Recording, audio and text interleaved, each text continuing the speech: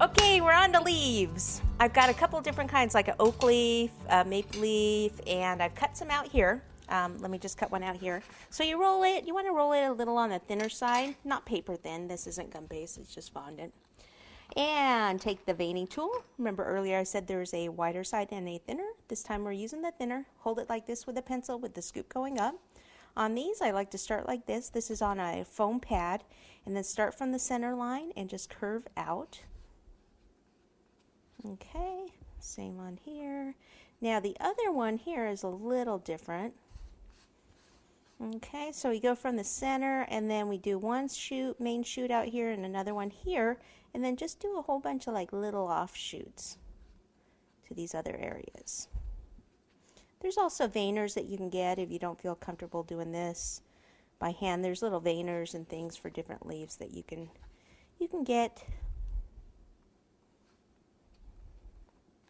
Okay, so then I like to take a ball tool and just start from here and just kind of pull in a little bit just to pop up those ends. Okay, and I can pop it over there and use it in a second. I'm just looking for my larger ball tool for these bigger ones. Here we go. I always like the metal ball tools much better. They slide across the fondant a lot easier. Okay, and then these. So I'm just sliding it, just sliding it, sliding it.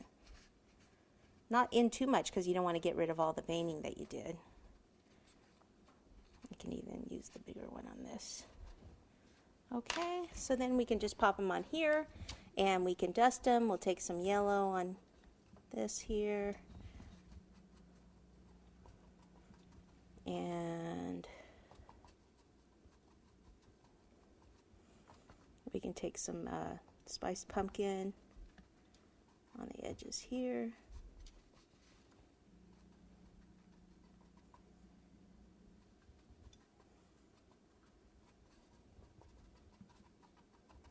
And then a little brown like up the center.